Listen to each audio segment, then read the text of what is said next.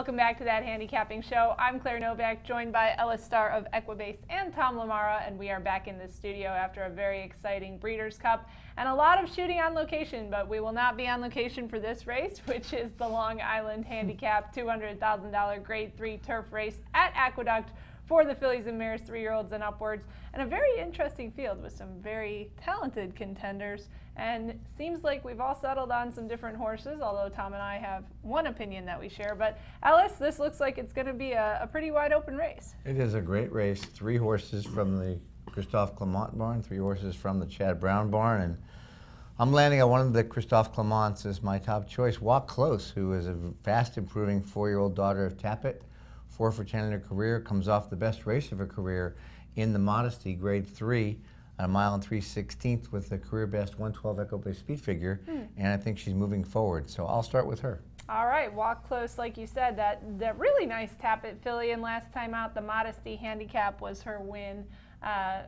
It'll be interesting to see where she ends up. She seems to be a little bit of a late closer, but in these types of races, that's always a good thing. And Tom, you and I are taking a look at a horse who actually was on the list to make the Breeders' Cup and probably was not going to get a chance to draw into the filly and mare turf field. She was down far on the list in order of preference. Her connections decided to go here, and that is Mutatis Mutandis.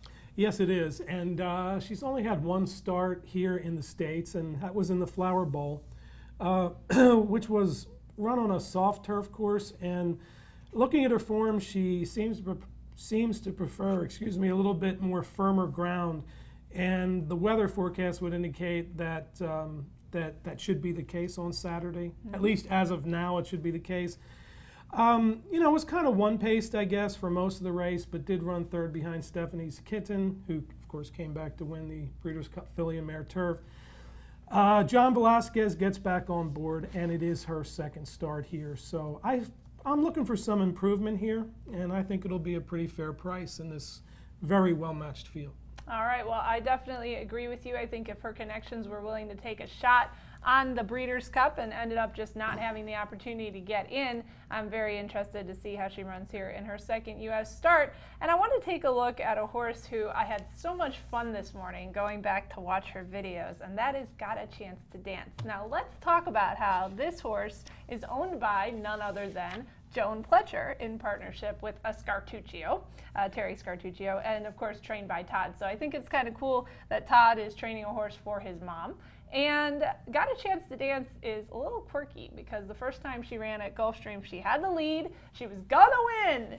And then all of a sudden, I don't know what she saw on the ground, tractor tracks, whatever she saw, she lost the rider, she went through the rail. I remember the race. Completely blew her. She was like, she had like a 2-length lead in the stretch, and then she was like, wait, where are all the other horses? And then she got distracted. And then I watched that race, and then I went back and watched her most recent race, which was a 2-length allowance win at Belmont. And she is a horse who's kind of perfected that mid-pack racing thing. She'll run 5th, 4th, whatever, and then makes her move. But she does tend to hang and wait on horses, and the times that she's gotten beaten seem to have been because she just loses focus in the stretch. So I don't know what the deal is with her, but I'm fascinated by her. She's won 3 times, she's been 2nd twice, and then of course the crashing through the fence does not count. I'd like to give my other 2 picks, but on the other hand, now I got to tell you why I absolutely don't like her chances. So Great. I'm going to take a second and do that. Okay. It's very difficult for me as a handicapper to make a case for a horse that started at a maiden claimer,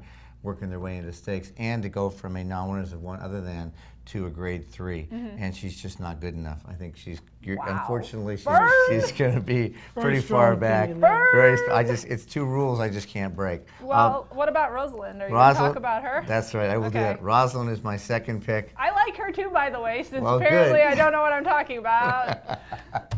Well, just giving you my opinion as to why I didn't like your pick. But Roslin very much improved since moving from McPeak to Brown. She ran very good. She got beat in neck for 2nd in the E.P. Taylor Grade 1, so this is a big drop from Grade 1 to Grade 3. And Junior Alvarado getting on is not a problem for me at all. She got a 113 Equibase speed figure, so earlier we talked about Walk Close with a 112. They're very competitive. And the other horse I consider a main win contender is Chrysoles, one of the other 3, because the Walk Close is 1 for Christophe Clement, who is moving up from classified allowance to grade 3, which is the right step, one step at a time on the ladder. She also was Group 2 placed in France last year as a 3-year-old, so she fits at the level. So that's how I see the contenders in this race. All right, and Tom, what about horses you're thinking underneath? Okay, the other horse that I really like here, probably at a price, is the outside horse, the Graham Motion Train Interrupted.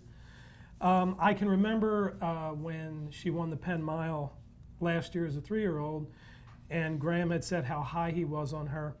And it didn't quite materialize that quickly, but she has rebounded in her last 2 starts at Laurel Park this year.